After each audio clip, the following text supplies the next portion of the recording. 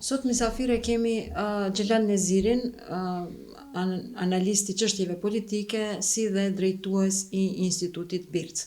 Me të do të bisedojmë për çështjet politike, për çështjet e propagandës, për mediat, për momentin parazgjedhor, do të thotë se jemi tani veç kemi hyrë në periudhën e parazgjedhore edhe atë oficiale. Përshëndetje Xhelal, mirë se erdhe. Përshëndetje Diana, mirë se gjeta. Faleminderit. Jemi pa para 2 viteve, tani po rikthehesh në studion ton. Kisha dash pak ne jepsh një hyrje të vogël se çka punojsh ti te Instituti Birc, pak po. Unë jam themelues i Institutit Birc, bashkë me disa kolegë tjerë, dhe e drejtoj atë institutin që nga themelimi. Është një think tank që bën studime, analiza, humbtime, por që ka në background media dhe gazetarin. Pra, gjithë ne që punojmë aty dhe që jemi të angazhuar aty, kemi një background gazetaresk, disa tani më kanë edhe background akademik, dhe duke parë gjithë këtë perspektiva, këto perspektivat ndryshme, ne tentojmë që të krijojmë një sinergji midis shoqërisë civile, mediave dhe akademisë, pra universiteteve.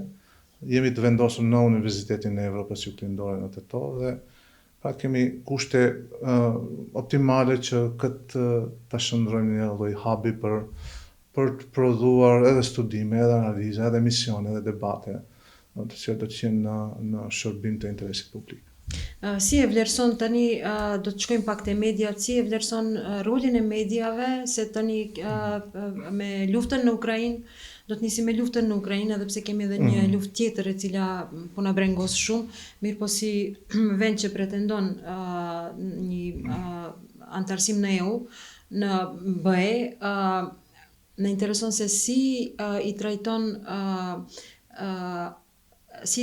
mediat tona, se si i trajtojnë këto, ku e shef propagandën në media pro-ruse, pro-sërbe, në lidhje me Rusin, do të propagandën, ku e shef lidhjen? Po ajo mund të detektohet në narrativat që mediat caktuara dëshirojnë të ndërtojnë, pra të rrëfime të simplifikuara të situatës shumë komplekse atje. Nëse shifni ose lexoni artikuj, analiza, lajme që thonë se Ukraina ka qenë dhe duhet të jetë pjesë e Rusisë, Ukraina ka qenë pjesë e Bashkimit Sovjetik, në Ukrainë është themeluar vetë Rusia, dhe nëse shifni se roli i Moskës, i Putinit lartësohet në rol panslavist, në rol i cili do të jetë një proteksion, një rol protektiv dhe gjithë slovenëve që jetojnë në botë, atëherë gjithsesi se kemi të bëjmë me mediat që i ndërtojnë ato narrativa. Pra këtu nuk kemi të bëjmë me ato aspekte folklorike, ato aspekte që burojnë nga lajmet e reme, por kemi të bëjmë me një shtet sovran, i cili ka të drejtë vendos orientimin strategjik të tij, dhe këtë e bëri Ukraina me atë që kërkoi që të nënshkruaj në vitin 2013 marrëveshjen për asocim stabilizim me Bashkimin Evropian, por nuk arriti, dhe kërkon që të integrohet në Bashkimin Evropian, dhe që nuk arrin, dhe edhe pse tashmë ka status të vendit kandidat, dhe kërkon po ashtu të integrohet edhe në NATO. Pra, është një vend sovran që nuk e sheh veten në atë sferë të interesit të Rusisë, ose në atë, do të thoja, pjesë të gjeopolitikës së botës, por e shef në pjesën tjetër, pra në perëndimin, do të thoja, gjeopolitik, i cili përbëhet nga Bashkimi Evropian dhe nga NATO. Dhe pikërisht këtu është edhe ai problemi kryesor, i cili duhet ta mësojmë të gjithë me qëllim që ti deshifrojmë ose ti definojmë më mirë dukuritë që ndodhin atje, pra lufta që ndodh atje. Kush ka të drejtë, kush nuk ka të drejtë, pra nuk mund të ketë të drejtë asnjëherë agresori para atyre që kanë për obligim të mbrojnë vendin e tyre. Ato mbrojnë shtëpinë e tyre, ndërkohë që agresori dihet është Rusia në këtë rast, e cila me ato pretendime dhe legjitimime të rrjedhshme historike tenton ta mbajë nën kontroll, pra në atë orbitën e shteteve artificiale rreth saj, si duke tentuar që ta rindërtoj Bashkimin Sovjetik, por në një formë tjetër. Pra, Ukraina ka të drejtë të jetë pjesë e BE-s, ka të drejtë të aspirojë për të qenë pjesë e NATO-s, ndërkohë që çdo lëvizje, çdo pengesë që mund të arrijë nga ana e Rusisë duhet të jetë një alarm edhe për shtetet tjera, pra edhe për vetë Bashkimin Evropian, edhe për vetë NATO. Ndërkohë që në NATO edhe Maqedonia e Veriut është pjesë. Pra, duhet ta kemi parasysh si shtet, edhe si shoqëri, rolin që na jepet neve si në rastin konkret të këtyre përplasjeve në botë, që ta dim se nga cila anë jemi. Pra nëse jemi në anën e agresorit, nëse jemi në anën e atyre që dëshirojnë të zhbëjnë rendin botëror që mbajti 80 vite botën në paqë, apo dëshirojnë që të ndihmojmë keqbërësit që të prishin këtë rend dhe të cënojnë sovranitetin e shteteve të pavarura siç është Ukraina. Pra nuk është vetëm Ukraina, janë edhe shtete tjera që kufizohen me Rusinë, të cilat janë në rrezik e që i bie se në rrezik nesër si antar i NATO-s mund të jetë edhe Maqedonia e Veriut. Më fal, do të ndërprej se te kjo do të kthehemi pas kësaj pyetjes. Desha të të pyes tani narrativat edhe propaganda nëpër media, të ndalemi edhe pak te mediat, po pak ma shkurt, jo shumë gjatë. Mirë po, tash në Maqedoni ka dy kampuse politike, është ai i maqedonasve edhe ai shqiptarëve, ashtu i ndajmë edhe në media edhe gjithkund. Ku ma shumë e vren atë depërtimin e propagandës, do të kjo që e tregove parës është e qartë. Po, kur shkruan se kështu, ajo është shumë e qartë. Mirë, po ka disa propagandë me narrativ të fshehur, të cilin mundet çdo kush, një lexues, të themi rëndom, nuk e dallon. Mirë po, ne si punëtor në media, po edhe si analistë edhe që punojmë me projekte të ndryshme, kur sa i përket edhe demokracisë edhe ruajtjes së vlerave demokratike europiane edhe më tej, ku i shef më shumë? Këndej ose andej? Edhe a e mendon se njerëzit e rëndom e dallojnë, unë shpesh edhe analistët me qëllim ose pa qëllim nuk e bëjnë dallimin mes atij narrativit që e fusin ashtu si fshehur azi. Po te bloku politik shqiptar është kryeshtyll është integrimi euroatlantik ka qenë edhe më herë, pra që nga themelimi i partive të para politike, integrimi në Bashkimin Evropian, por edhe në NATO ka qenë objektiv kryesor. Edhe me këto karta edhe kanë fituar zgjedhjet partitë politike shqiptare. Dhe pse është aq i rëndësishëm ky integrim për shqiptarët? E para është lidhja e tyre me perëndimin, pra në mbamendjen e tyre kolektive ne kemi shumë ngjarje, shumë momente kur Shtetet Bashkuara të Amerikës, por edhe Bashkimi Evropian ka qenë më ndihmues, më, do të thoja, më miqësor me shqiptarët dhe më i kuptueshëm në aspektin e nevojave ose të drejtave të tyre në rrethana të caktuara historike. Po ashtu kemi edhe rastin e Kosovës, pra të pavarësisë Kosovës, ku dihet që u pranuan gati 100 vende, prej të cilave vendet e të ashtuquarit perëndim, pra global, që përbëhet nga Bashkimi Evropian dhe Shtetet e Bashkuara të Amerikës kanë qenë kyçe. Kanë qenë kyçe për shkak se pikërisht këto vende përcaktojnë se nëse një vend mund të fitojë pavarësinë ose jo. Merrni për shembull Palestinën. Palestina ka më shumë njohje se Kosova. Ka diku 155 njohje, mirë po nuk është i njohur ende nga Shtetet e Bashkuara të Amerikës. Tash u njoh nga disa vende evropiane. Dhe kjo mosnjohje nga Shtetet e Bashkuara të Amerikës e bën të mangët ose jo funksionale atë pavarësi nga të njohur nga shtetet tjera. Prandaj edhe është ajo ajo lidhje e shqiptarëve me perëndimin. Për shkak se ka parë se perëndimi është më korrekt në kuptimin e trajtimit të nevojave të një populli që është më i dobët. Pra ne jemi në Ballkan, gjithë jemi popull të vegjël. Jemi popull të dobët që nuk mund të funksionojmë pa një mentor, nuk mund të funksionojmë pa një superfuqi që do të kujdesen për ne. Ashtu ka qenë edhe gjatë perandorisë osmane, ose para asaj gjatë perandorisë bizantine, romake, kështu me radhë. Dhe pikërisht kjo përvojë me perandori të ndryshme kanë ngulitur në mbajmendjen kolektive të shqiptarëve këtu, se lidhja me perëndimin është garanci për të drejtat e tyre, për lirinë e tyre, për dinjitetin e tyre. Ndërkohë që nëse dalim të bloku politik Maqedonas, mund të shohim një peisazh pak më kompleks. Këtu kemi të bëjmë edhe me afërsinë ose ngjashmërinë kulturore, kishtare, gjuhësore, historike të Maqedonasve etnik me ato që quhet Rusi sot, që ka marrë forma të ndryshme gjatë historisë. Po ashtu ka shembull edhe në Bullgari ka një ndarje shumë të madhe midis atyre që janë pro Rusisë dhe pro perëndimit, edhe pse Bullgaria është pjesë e NATO-s dhe e BE-s. Kjo për shkak se lidhja historike e Bullgarisë me Rusinë është aq e ngushtë saqë një pjesë e madhe e bullgarëve mendojnë se Bullgaria u krijua në vitin 1878, pra pas luftës ruso-turke, nga ana e Rusisë.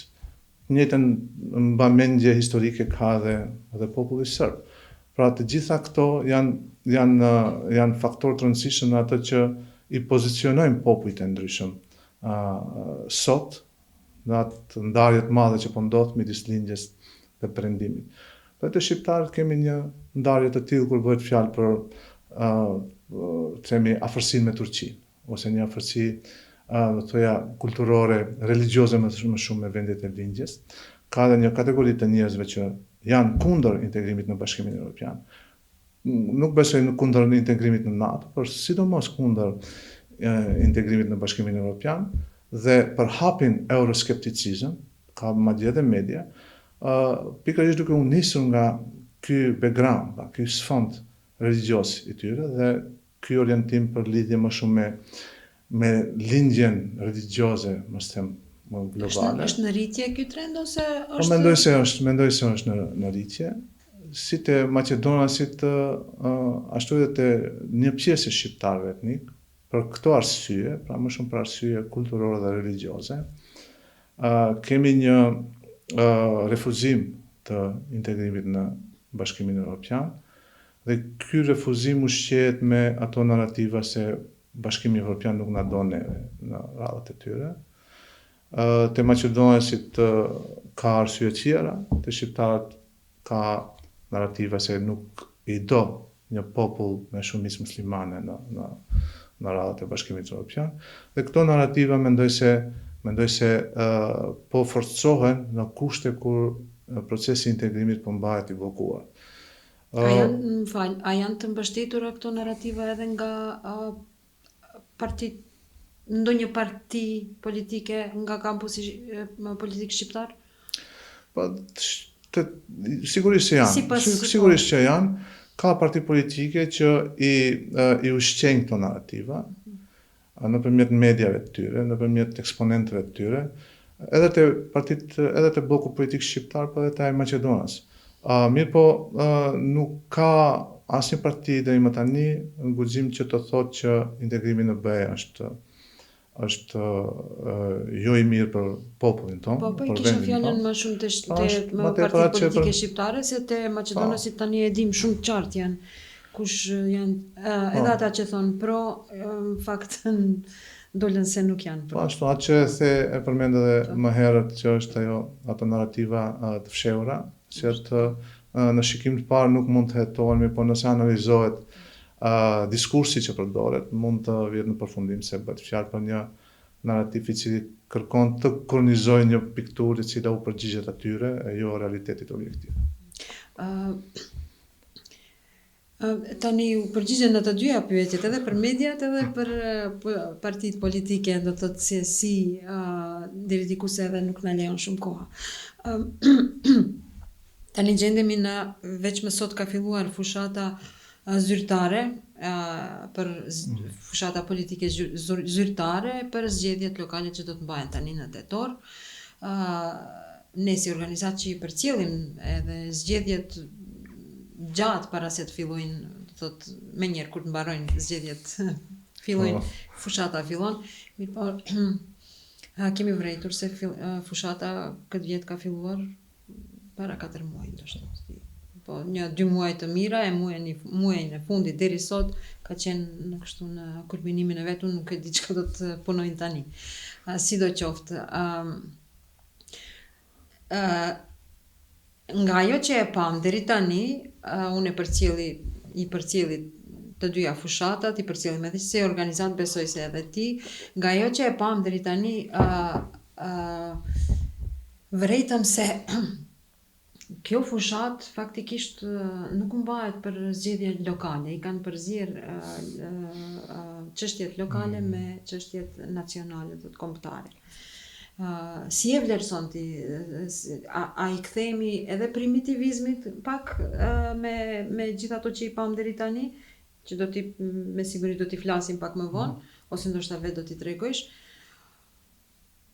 ose nuk din çka të shpikin më, ose në pamundësi të japin premtime, e flasin, do të thotë, jo premtojnë, po kërkojnë ndonjë, si të them, kërkojnë ndonjë mbështetje tek pikërisht tek ato pyetjet kombëtare, çështjet me rëndësi kombëtare, siç është antarësimi në BE, siç është për standard nuk flet askush, deri shumë pak. Nëse nuk i marrim standardet e jetës më të mirë përmes për shembull përmes ndërtimit të kanalizimeve ose ujësillësit ose diçka tjetër, ose legalizimit të banesave ose diçka tjetër. Ku e shef ti? Unë mendoj se problemi kryesor është mungesa e rezultateve të kryetarëve aktual të komunave, por edhe mungesa e vizionit të kryetarët e ri ose të partitë të cilat nxjerrin kryetarët që tash për tash nuk i kanë ato komunë. Të kandidatët. Po. Edhe tani, si duket të këtë partive, poshtë lart u konvenon që debatit të zhvendoset nga tema e kanalizimit në temën e nacionalizmit nalt ose çështjeve të mëdha kombëtare dhe aty të zhvillohet debati. Unë sinqerisht habitem se si mund që LSDM-ja, si një parti e cila psoi shumë keq në zgjedhjet e fundit, të nxjerrë rezolut për çështjen me Bullarinë, pikërisht në prag të zgjedhjeve, përmes jemi në fushatë e cila nuk ka përfunduar nga 2024 e këndej, edhe pse zyrtarisht filloi gjë. Kështu që e propozon një temë e cila në fakt është një temë që i konvenon më shumë VMRO dhe PMN-s. Për atë temë VMRO dhe PMN-s quhet, pra të refuzimit ndaj marrëveshjeve që janë bërë me Bullarinë, të implementoj. Aty në atë aspekt ka marrë më shumë mbështetje. Dhe tani në prag të zgjedhjeve, në vend që të diskutohet çështja katastrofale që ndodh në komunën e Shkupit, por në komunën e Kumanovës, në komunën e Ohrit, në komuna të tjera më të mëdha, ku lejet që nuk funksionon asgjë nga transporti urban, çështja e grumbullimit të mbeturinave e kështu me radhë. Por edhe vet komuna ose vet kandidatët nuk është se kanë dhënë ndonjë vizion se si duhet të zgjidhin ato probleme dhe çfarë duhet të bëjnë që komuna në farë forme të duket më mirë se çka qenë. Ne në qytetin e Shkupit ne dim se Danela Arsovska nuk ka rang nga qielli, pra nuk është një kandidat, një kryetare që fitoi vetvetiu si individ. Pra ajo ishte produkt politik i VMRO dhe PMN-s. Dhe çfarë ka ndodhur brenda, çfarë arsyetime ka, kush i ka fajet, neve si qytetar nuk na intereson. Ne mund të konkludojmë se VMRO dhe PMN nxori një kandidat shumë të keq në komunën e Shkupit dhe si pushtet lokal nuk arriti që të bëj as minimumin e të realizoj as minimumin e premtimeve që i ka dhënë. Dhe pikërisht këtu unë kam pritur që të bëhet betejë kryesore e opozitës. Pra, të lidhet me qytetin e Shkupit, ose e opozitës shqiptare që në këtë rast besoj se po ndodh, të lidhet me Çajirin, pra kush e solli në këtë derexhe Çajirin, të lidhet me Tetovën, kush e solli në këtë derexhe Tetovën që të ketë një kaos komunikacioni, mos ketë ujë të pishëm, ujë për nevoja higjienike, që të mos ketë kushte minimale për jetesë dinjitose të njerëzve aty. Pra, gjitha këto çështje si duket nuk u konvenojnë asnjëra prej partive politike, për shkak se asnjëra nuk ka rezultate me të cilat edhe do të mund të krenojnë. Ne kishim më herët Strumicën si një model. Pra, gjithse përmendim shife Strumica, komunë, pushtet lokal, me një parti që është në opozit, po si ka arritur të zhvillohet atë shumë. Aq shumë sa që ishte komuna e parë ose rajoni i parë që u gasifikua në nivel shteti. Po tani nuk kemi asnjë modeli. Tani si duket çdo parti ka shndruar komunat në vilajet të tyre. Pra, në vend që ti bëj servis qytetarëve, shërbim qytetarëve, partitë politike i shndrojnë në vilajet të tyre dhe këtë vilajet pastaj përdorojnë për sistemimin e përkrahasve, militantëve, simpatizantëve, shpenzojnë pjesën më të madhe të buxheteve të tyre në rroga, në honorare, dhe kështu nuk ngel asgjë për ato premtime, për ato projekte që janë zotuar se do t'i realizojnë në fushat parazgjedhore. Dhe pikërisht kjo mendoj se e sjell këtë temë, pra temat nacionale, çështja e emrit, rezoluta, linjat e kuqe, legitimiteti shqiptar, kush të jetë në qeveri, pra thash realisht nuk kemi zgjedhjen për parlamentare që të vendosë kush do jetë në qeveri. Ajo mund të jetë një agjende e fshehur e një partie politike ose një koalicioni partish, siç është rasti i AKI-s, po nuk na intereson neve si qytetarë të zgjedhje. Ajo agjendë. Pikërisht nuk neve na intereson këto zgjedhje që çdo kryetar që është në ikje, që i mbaron mandati, çdo parti që ka udhëhequr një komunë për 4 vite, të jap llogari, se çfarë ka bërë dhe çka nuk ka bërë dhe pse nuk ka bërë. Dhe pastaj njerëzit ta kenë një pasqyrë më të qartë se këtë votojnë. Pra, për ne është absurde, po si duket ajo do të ndodhë, që VMRO dhe PMN kanë nxjerrë një kandidat ose ka përkrahur një kandidat 4 vite më parë.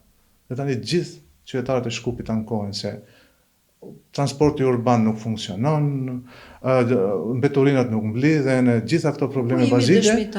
Po prapë pritet të fitojë një kandidat që nga e njëjta parti do të kandidat, që mendoj se është absurde dhe është rezultati mungesës së këtij debati. Si zgjedhje e kandidatëve për qytetin e Shkupit, tani të folim pak për kryeqytetin e Shkupit, e Republikës Maqedonisë së Veriut. Të gjithë dolën me kandidat pak a shumë të cilët edhe diçka edhe ndoshta edhe do të vetë si kandidat shumë edhe as nuk premtojnë, as nuk flasin. Lënë që tjerët, do të thotë antarët e shtabeve dhe përkrahasit e tyre të flasin. Ose kryeministri të flet në emër, siç flet në emër gjykatësit të secilit të çdo institucioni të flet kryeministri ose kryesuesit e partive. Shqiptarët dolën nga shqiptarët, kishte vetëm një kandidat për qytetin e Shkupit, është Skender Recep Zejdi, ai vetëm doli dhe nuk pam diçka prej atij se do të tregon, ne jemi dëshmitar. Nuk është Bashkim Bakiu nga Vlenë është.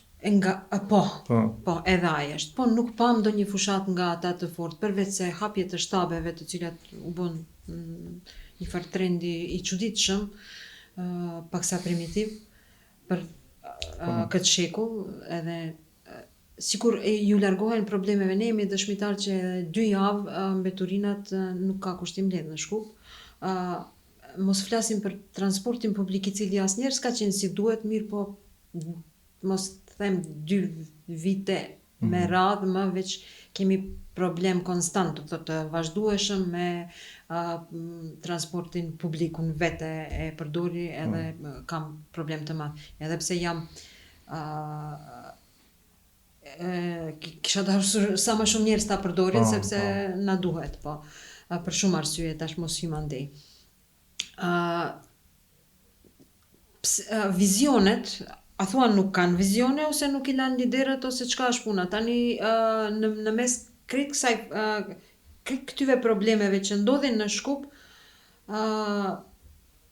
VMRO-ja ose MPB-ja, Ministria e Punëve të Brendshme, paraqiti një tender për prokurim të pajisjeve të uniformave të reja, në të cilat, sipas fotografive, nuk do të figuroje gjuha shqipe aty ku duhet, ku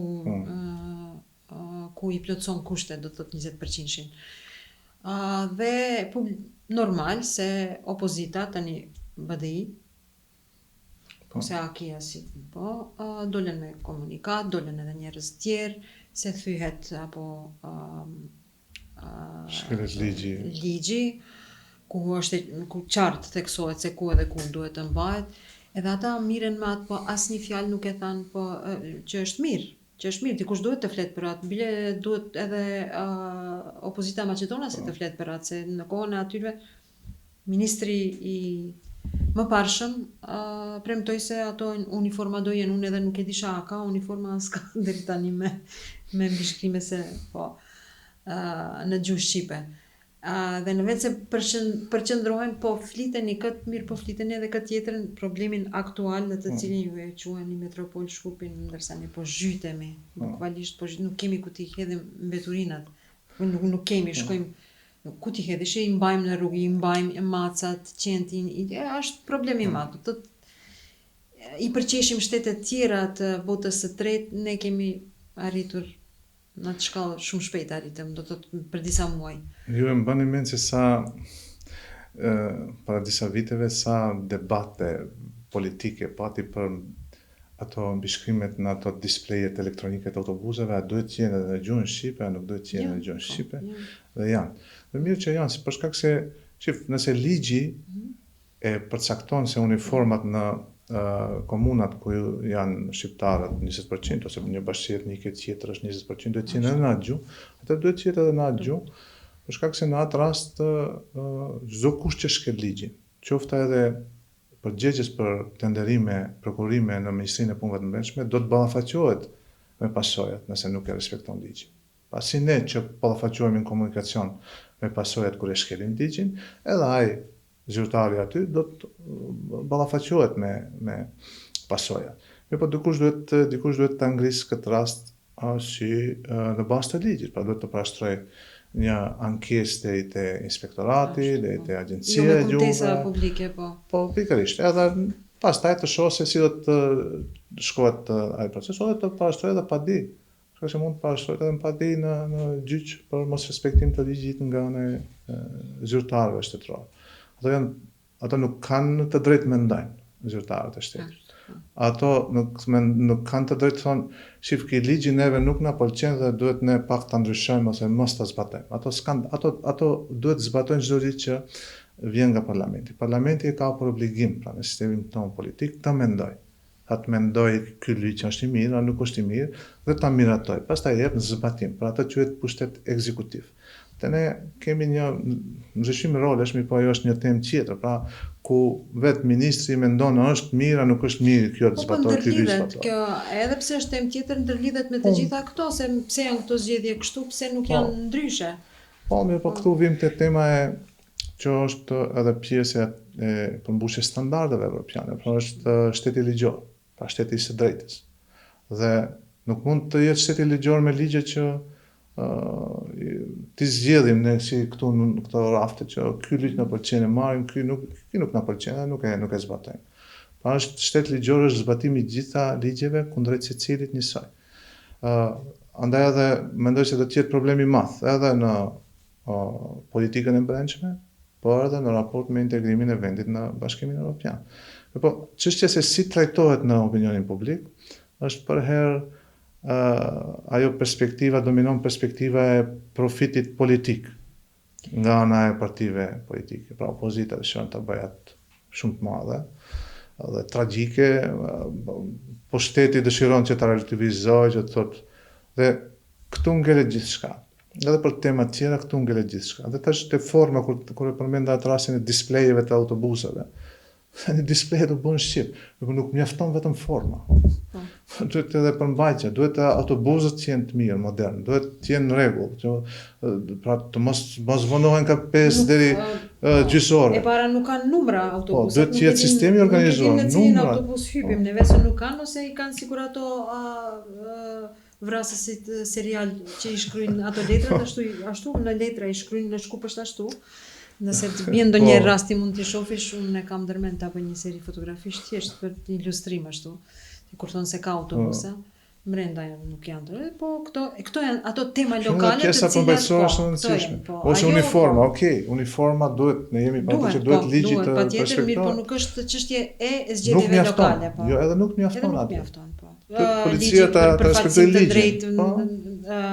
Gjatë punësimit njësoj që nuk është më mjaftueshme që të jetë vetëm shqiptar, por duhet të jetë edhe kualitativ, edhe ti përgjigjet nevojës që ku punësohet. Pa ne duke luftuar për formën, ne kemi harruar për mbajtjen. Dhe për ata jemi në një situatë sot ku komunat me shumicë etnike shqiptare janë në gjendje më të rëndë se gjitha komunat tjera. Është faj i kryetarëve të komuneve ose pushtetit më të gjerë lokal? Do të thotë ose politikave tjera, më parë dim si ka qenë, po tani kur veç më shqiptarët edhe kanë pushtetin në dorë deri diku, ose aq sa është fajt e praktikat e instaluara me kohë, pra që nga vitet e 90 e këndej. Janë instaluar praktika ku nëse një parti politike fiton një komunë, ajo komunë është e asaj partie politike. Ju shpesh bastion, ashtu i thonë. Pronë, vilajeti e asaj partie, edhe faktikisht ajo ashtu e sheh si vilajet ku mund bëhet çfarë doj, ku interesi i partisë dhe i militantëve është në radhë të parë, pastaj nëse ka mundësi pak në një rrugë kështu para zgjedhjeve të asfaltohet ose një problem minor të mund zgjidhet, ajo do të ishte okay. Pa gjithçka është zhvendohet një praktikë klienteliste edhe me votuesin. Ta asfaltoj atë rrugicën tënde dhe te shtëpia ose pallati ku jeton ti, por gjithë pallati duhet na jap votë. Ka një praktikë që nuk është demokratike. Është një praktikë do thoya korruptive, mirë po që funksionon me kohë. Dhe ka pasur raste kur kjo praktikë është tentuar që të zhbëhet dhe çdo gjë të fillohet të funksionojë me sistem. Mund ta përmend shumë konkretisht pa rastin e komunës Gostivaret, kur zoti Rufi Osmani ishte kryetari i saj. Pa marrë parasysh qëndrimet politike, dikush pajtohet, dikush jo, po menaxhimi i komunës Gostivaret gjatë kohës ka qenë një menaxhim shembull për komuna të tjera shqiptare. Mirë, po çfarë ndodhi? Pikërisht këto praktika të instaluara të klientelizmit bën gjitha partitë politike bashkë që ta përmbysin rezultatin në raundin e dytë, kur u kandidua që ai mos fitoi edhe një mandat, edhe pse kishte siguruar shumë fonde nga fondacionet huaja për qytetin e Gostivaret. Pra, gjithçka buron nga poshtë, derisa nuk ka një vetdije të madhe, të gjerë te qytetarët për ndryshime pozitive, dhe ato nuk do të ndodhin. Tash unë kam përshtypje se gjithë ata që marrin pjesë në zgjedhje, që nuk janë shumë, 1/3 e atyre që kanë të drejtë, janë ose udhëhiqen nga motive të interesave shumë konkrete. Nuk kanë, për shembull, ajo mbështetje nuk është në bazë të ndonjë vizioni, ndonjë ideali për komunën, se si duhet duket komuna jonë, çfarë duhet bëjmë ne për komunën. Nuk ka sens për hapësirën e përbashkët, nuk ka sens për interesin e përgjithshëm. Çdo kush udhëhiqet nga interesi personal. Një arsimtare bëjnë drejtor, tjetrit i premtojnë punë në arsim, edhe pse shkollat janë duke u poshadisur dhe klasat janë me 5-6 nxënës, po gjithçka vihet në funksion të atyre, e jo në funksion të nxënësve. Gjithë këto premtime, firmave ku u premtojnë tender për furnizime, bla bla, dhe kretë këto pastaj e bëjnë atë 30% që dele voton. Dhe nëse të ka diku 40% në një komunë, 45%, jam pikërisht ato 15% që mendojnë se nuk kanë humbur shpresat se mund të ndryshohet diçka në të mirë. Dhe kjo mënyrë e funksionimit ka kohë që po zhvillohet kështu. Dhe kjo mendoj se ka bërë që komunat tona, Gjithë janë komunat tona, mirë po komunat ku shqiptarët etnik janë shumicë, të jenë komuna më jo funksionale dhe më të prapambetura me të gjitha indikatorët e mundshëm. Pra, merrni edhe me transport urban, me GDP, me gjithë indikatorët e mundshëm janë më të prapambetura. Po ashtu edhe me inkasimin e taksave. Pra, merrni gjitha komunat se sa paguajnë taksat komunale. Pra, nuk ka një mobilizim pak më të shëndosh të njerëzve që të fillohet pra edhe me pagesën e rregullt të taksave komunale që më pastaj njerëzit kërkojnë llogarisë si ato taksa që ai paguan kryetari menaxhon. Pa këto nuk paguajnë taksa, kryetari bën ose partia bën punët që duhet bërë, ndërtimet pa leje mbin çdo kund, në çdo park. Dhe ne kështu me kohë do t'i bëjmë këto komuna të pabanueshme. Pa, nëse vazhdohet kështu, komunat urbane sidomos, që udhëhiqen nga shqiptarët etnik, me kohë do të jenë të pabanueshme, për shkak se nuk ka plan, nuk ka sistem i cili do ta projektoj komunën me gjitha kushtet që duhet të ketë një komunë. Pra parku, pra duhet të ketë hapësirë për këmsor. Ecni nëpër komunat, Tetov, Gosivar, shem. Shifni se sa hapësirë për këmsor ka. Gjitha hapësirët janë për makina, edhe ato hapësira për makina funksionojnë në kaos total. Pra, kemi të bëjmë fatkeqësisht me komuna jo funksionale, që duhet ndryshojë. Shkurt, tani si po filloi fushata zyrtare, narrativat veç më i pam, mirë po kishte edhe tendenca, mirë po edhe kishte ndryshime në narrativat sipas politikës ditore, aq sa kam mundur unë ta vrej.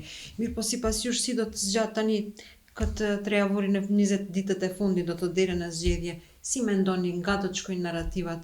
A do të ndryshojnë ose prap sipas politikës ditore do të gjejnë nga një diçka ose i zbrazën veç më? Jo, unë nuk besoj se do të ndryshojnë. Nuk do të jenë temat lokale prioritare. Mas nuk do të akuzohen për tema lokale, për projekte që nuk janë zgjidhur. Mundet kandidatët vetë do të trajtojnë këto tema. Nëse i lejojnë, po. Po, në ato takime me qytetarëve, po në gjitha ato tubimet më të mëdha, temat kryesore do të jenë tema nacionale. Kush çka tradhtoi, a tradhtoi te Bullgaria, Lështëmaja apo Vomaroja, kush ka legitimitetin për të përfaqësuar fajsimin e tjetrit, po. Pikërisht. Pa gjitha tema që nuk kanë asnjë lidhje me zgjedhje lokale. Dhe mbase këto parti kanë bërë analiza të cilat u kanë dalë se më mirë edhe më lehtë mobilizohen votuesit me këto tema sesa me tema lokale. Po do të them mundet edhe presioni nga poshtë i njerëzve që trajtojnë këto tema është më i madh, edhe për ata arsye u përgjigjen edhe partitë politike këtyre temave, po një pjesë e madhe e qytetarëve që nuk votojnë ose kanë thënë që nuk votojnë ose nuk dinë këtë votojnë. Në anketat e fundit ishte kategoria më e madhe që përshfaqet, tha se nuk votojnë ose nuk votojnë.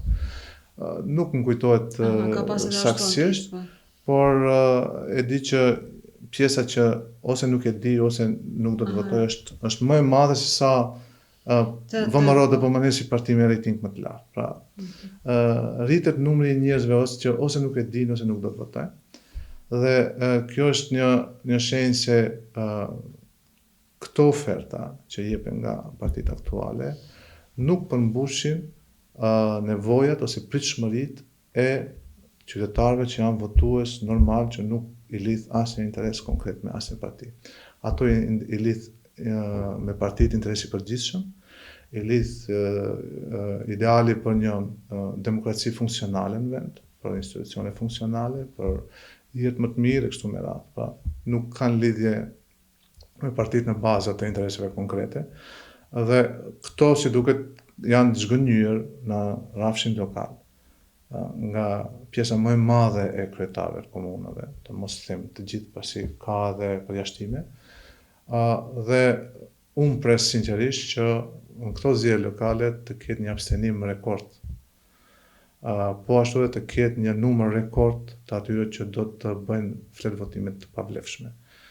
Ky numër zakonisht është diku 55.000 deri 60.000.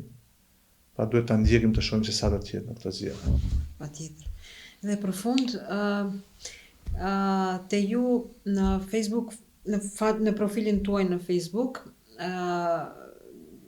nuk e di sa kohë, po unë që po them një muaj ndoshta, shoh se ka një lloj fushate e ndërtuar me inteligjencë artificiale, se si do duken komunat sipas, besoj se ashtu e ke, po sipas premtimeve të kandidatëve edhe më parë, po edhe tani. Prej ku e ke atë deti kështu je si të konsideron opinioni si ma i matur, serios po, por edhe ma i matur, pak më diplomatik, po kësaj here e ke fushatën më të fuqishme se sa kandidatët. Arsyeja? Mendoj se ishte te stadiumi të Tetovës, ku u dhënë paralajmërim se pas një muaji do të jetë gati, si që ishte qershor ose korrik. Dhe a e di që ky premtim është dhënë edhe në zgjedhjet e kaluara, pra në 2021, se kemi stadiumin e Tetovës. Edhe nga jo bëra me ndihmën e inteligjencës artificiale, bëra një stadium Tetova Arena që si do të dukej nëse do të ishin mbajtur premtimet.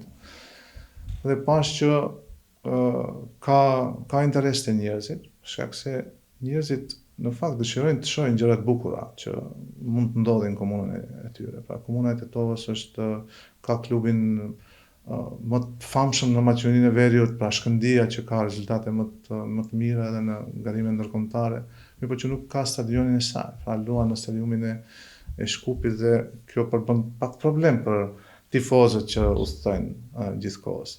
Andaj edhe pash që ka shumë interesim. Mirëpo kisha edhe kritika. Do të thonë që pse nuk bën një projekt të tillë për premtimet e pambajtura të dikujt tjetër, të oponentëve, dhe pastaj bërë edhe një për 2 kilometrat e fundit të rrugës Shkup-Llaç, për shkak se nga 5 herë janë promovuar 2 kilometrat e para, pra në çdo cikël zgjedhor nga 2013 e këndej. 2 kilometrat e para janë gati dhe janë prerë shiritat. Tash unë e bëra për 2 kilometrat e fundit, edhe si do të duket ajo autostradë. Pastaj fillova edhe vazhdova edhe me projekte tjera që të prezantoj. Dhe njerëzit e marrin e kuptojnë se është shaka, mirëpo e pëlqejnë atë si vizion, e pëlqejnë se sa me pak përkushtim ne mund të arrim te ato rezultate që një komunë duket bukur. Që tash fundi e bëra një park në Shkup Veri, që është mendoj është investimi është diku mund të jetë 50.000 ose 100.000 euro. Mirëpo që kërkon më shumë vullnet se sa mjete. Pra një vullnet i mirë që një hapësirë e gjelbëruar të kthehet dhe të përdoret si park për fëmijë është shumë më e rëndësishme se sa thoya miliona që nuk i kanë komunat tonë. Dhe pikërisht problemi i mungesës vullnetit që të kemi më shumë parqe, më shumë gjelbërim te udhëhecit aktual ish dhe ato që vijnë është problemi kryesor.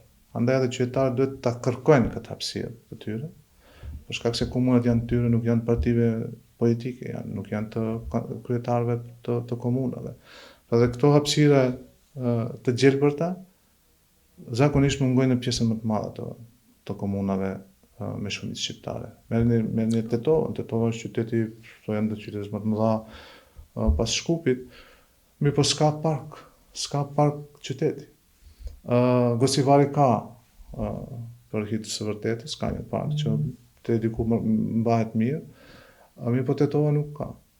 Merrni Çajirin, pra në çdo park ka mbi një ndërtim ose dikush ka ndërtuar diçka. Pra më shumë udhëhiqen me atë se sa mund të fitohet me një pallat, me ato banesat që të shiten, se sa si mund të jetë jeta e atyre që tashmë kanë banesa dhe jetojnë në atë lagje, nëse do të ndërtohej një park i bukur, një projekt i mirë që do të shërbej për rekreimin e atyre banorëve.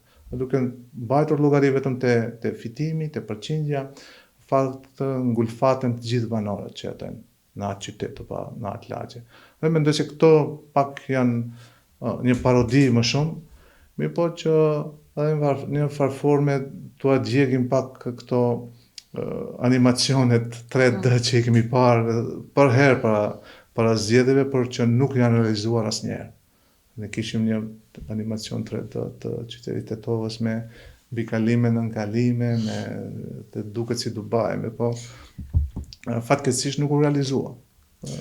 Ndaj edhe është mirë që... Po, vetë fakti që e përmende atë 2 kilometërshin e fundit që nuk u realizua asnjëherë, që çon ja këtu afër në Kosovë, në një shtet që është relativisht shumë i ri, por në të cilin menjëherë kur të hysh ka dallim të madh sikur në një univers tjetër, me gjithë ato probleme që i kanë atje, ato kanë arritur të ndërtojnë edhe autostradën deri aty, mirëpo edhe të rindërtojnë shtetin edhe pas luftës. Ndërsa kur të hysh nga Kosova për në Maqedoninë e Veriut, veç mendoj se ke hyrë në ndonjë shtet që ka qenë luftë. Luftë ashtu, mbasi ato 2 kilometra nuk mundën të rregulojnë deri tani, thot qeveri nga qeveri. Unë nuk e di në pushteti lokal si do të kishte mundur. Sa përfunda ke diçka të shtosh ose në ndonjë porosi? Jo, besoj se i shtjelluam gjithë, unë të përgëzoj për këtë cikël emisionesh dhe dëshiroj sukses. Faleminderit që ishe mysafir, shpresojmë të shifemi edhe pas zgjedhjeve, ta shohim si kanë kaluar. Patjetër. Faleminderit për ftesë.